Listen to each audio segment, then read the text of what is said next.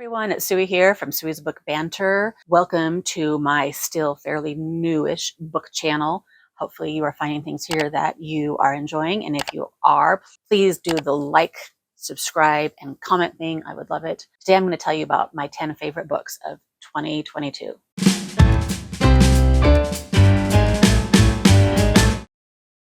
I only read 33 books this year. My goal on Goodreads was 40, so I didn't quite make it. There's a lot of books that I really enjoyed, but there's nothing really this year that completely blew me away. So hopefully next year I'll find something that I am just like dying over.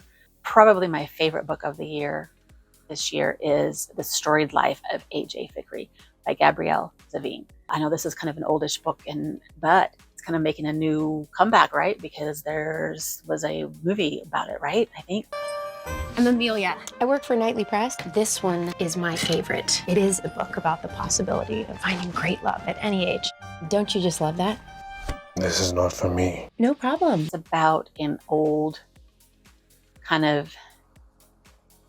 sad, kind of ornery book owner who's dealing with the death of his wife, and he runs this bookstore, but he doesn't really want people to come in, kind of doesn't want to deal with anybody or talk to any people. And so when this girl comes in who's like the publisher's promotional person and she's trying to sell him their books, she finds him interesting, ornery, crazy, and they kind of have a conflict. But as it turns out, they also had a little spark, and it takes a while, but she ends up being in his life and helps him overcome all the sadness he's dealing with. And there's a lot of other things that happen. There's a lot of stuff from his past that gets brought up, and some couple little mysteries, and everything is related to books.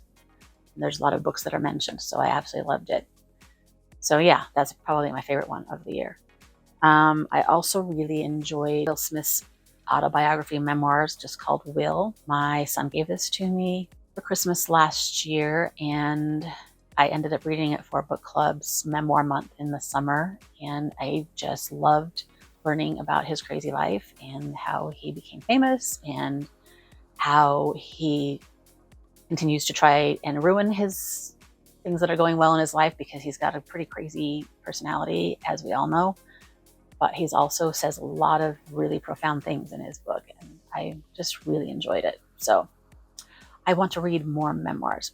I didn't put that down as a goal, that I just talked about my goals in a different video today. But yeah, I want to read more memoirs because I always end up loving them. I also read the debut middle grade novel called Lemon Drop Falls by Heather Clark. She's a local author, and I went to her book launch back earlier in the year and was really impressed with her passion for writing about kids with anxiety. And so this story is based on kind of something that happened in their own life.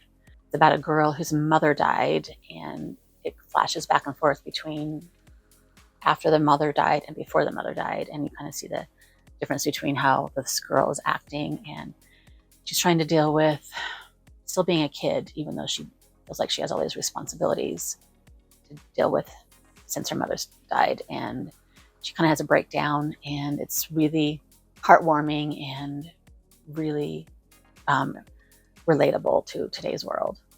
For book club, we read a book called Carve by Veronica Roth. It's the first of the series. It's science fiction. There's two worlds. There's a boy and it's a slave, and he gets captured and he's brought into the other kingdom. And then there's the girl who's like the princess sort of ish of this kingdom. I love it when that kind of story happens. And this one is really intense, and there's a lot of stuff, and I need to continue reading. Need to find the rest of that series for sure. Carve refers to the practice that they have in this culture, that whenever they kill someone, they make a tattoo on their arm. They carve a line on their arm. That's what that's referring to. That's what the title's referring to. Anyway, I really enjoyed this one. It's awesome. Okay, for book club, we also read The Midnight Library by Matt Haig, and this one's kind of a more popular book that I actually read this year. It's the story of a girl who wants to commit suicide, and as she's dying, she ends up in this library where she gets to choose. There's books, she's surrounded by books, and she gets to choose another life, something that maybe would have made her happier.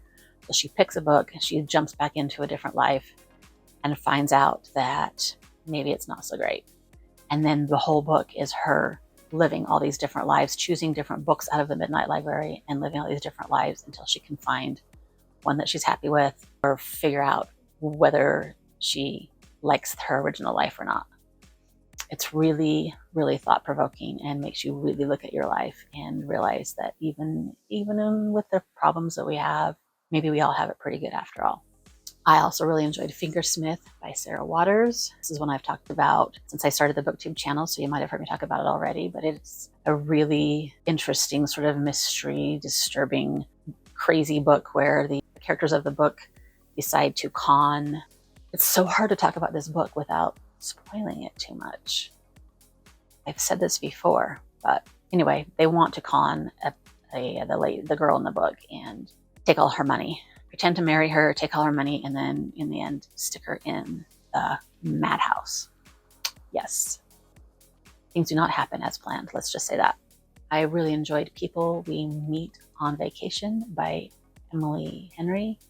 I was expecting it to be really I expected it to be a fluffy book, but I also just really enjoyed the characters and relationship they had, because they had built it's friends. They'd been friends for years, and they have been denying that they loved each other. So I just love that they finally figured that out. I love stories like that. So that was a good one. Earlier this year, I read 2 books by Nicola Yoon. The Sun is also a star. And then way in the beginning of the year, I read one called Instructions for Dancing. Both of these I really enjoyed. Her books are awesome. The Sun is also a star is the 2 characters meet up in New York during a crazy day, and they end up really connecting, but then realizing that there's no way they can be together, pretty much. But they have a great time while they are together. Instructions for Dancing has a little bit of magic to it, because she finds a book that talks about dancing, and she ends up going to this dance studio and becoming partner with a dude who is there at the studio, needs a dancing partner.